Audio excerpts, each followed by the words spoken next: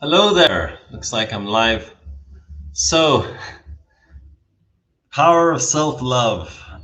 I certainly wasn't feeling the power of self love a few hours ago.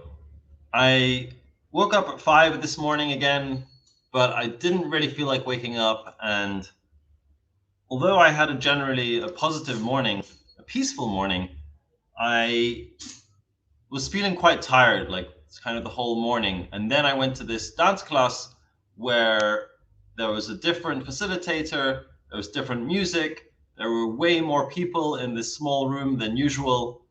Someone fell and hurt their leg, and my partner had a nasty experience with one of the people there,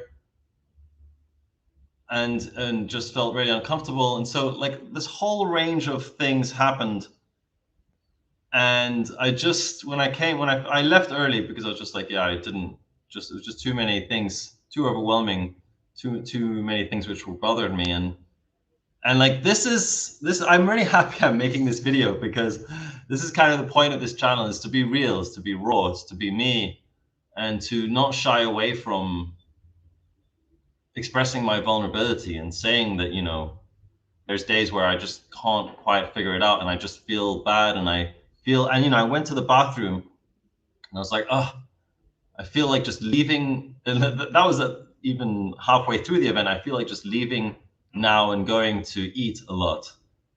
And then I observed it. I was like, oh, that's interesting. Something to observe, something to notice. And that's definitely the daily meditation practice, which has helped me a lot with that. Or it's mostly daily mindfulness practice. I meditate about 5 times a week, but 4 or 5 times. But I'm mindful every day. I spend a minute or two several times a day just kind of observing what's going on with my body and my surroundings. And I observe this as being kind of a level 2 craving for well, it wasn't really junk food, it was for any kind of food.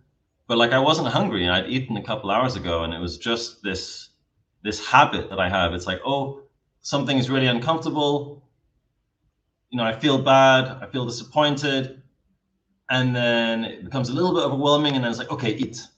And that's my cue to eat. And so first of all, I was aware of it, which was great.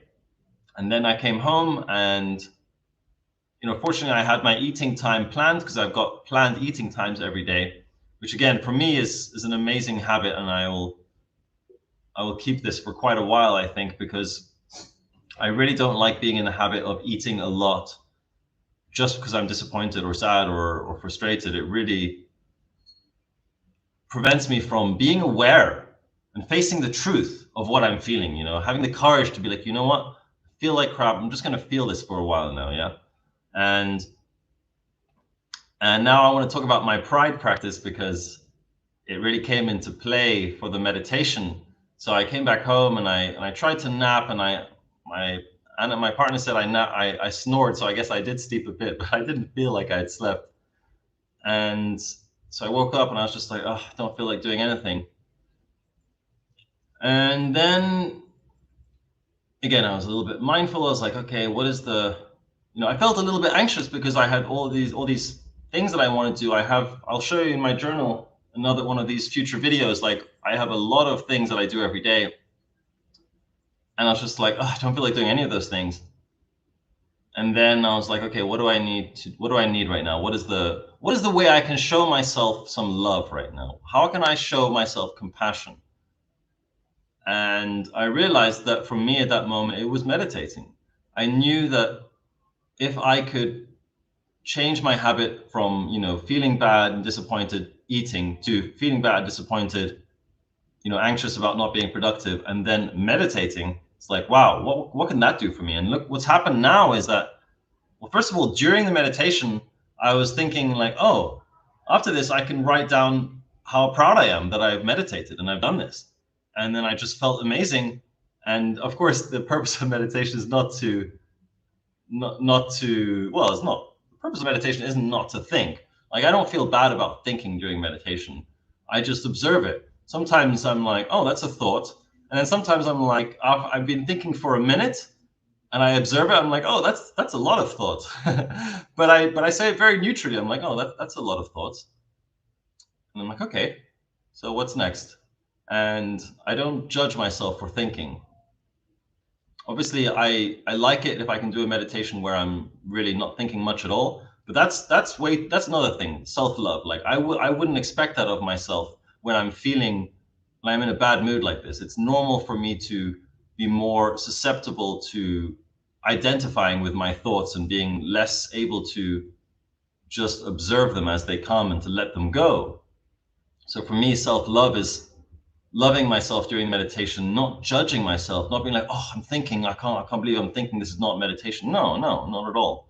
I accept that during these times, it's really hard for me to meditate because I just really don't feel like it. But and that it's okay, therefore, that I'm gonna not meditate as effectively. The fact that I'm doing it at all is amazing, and it makes me feel proud. And that's why I wrote down afterwards in my notebook, like, why do I feel proud? I feel proud because I'm changing my habit from feeling bad to eating to feeling bad to meditating. And it's one step at a time. It's not like this is going to work, it's going to change overnight. But in Atomic Habits, the book I'm reading, he says if you make a 1% change every day, then you'll be 37 times better at the end of the year, which is huge. And if I can, every time that I change my habit in this way, even if I fail a bunch of times over the next few months, it's all right. Every time I change it, that's something to be proud of. That's something good.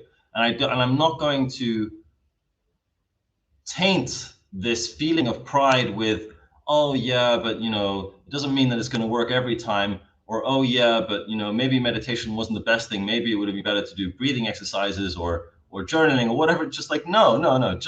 I just sink into the feeling of pride. And that's really powerful for me. And that led me to making this video. I was like, okay, now I feel motivated to share and to do something productive. And making a video every day for this channel is one of the things that I've set out to do. And I'm just realizing how awkward it is to stare into my webcam the whole time. It feels like I'm talking to a machine, although of course I'm talking, well, I doubt that many people are watching. I've got about 0 views for all the videos so far, but that's all right. I'm doing this mostly for myself and to also feel proud of myself for committing to this, but also to find my voice and I like to talk a lot, so yeah. But with that being said, I realize that sometimes it's time to finish talking, and I feel like I've talked about the power of self-love today, about how it helped me feel okay, like take it easy on myself, but also help me realize that, it's not just loving myself now. The power of self-love for me relates to how much I love my future self. How much do I think about my future self? And the more I love him, the more I'm likely to do things today like meditating, when I know that even though it's hard, because I do it out of love. I do it out of love for future Frank.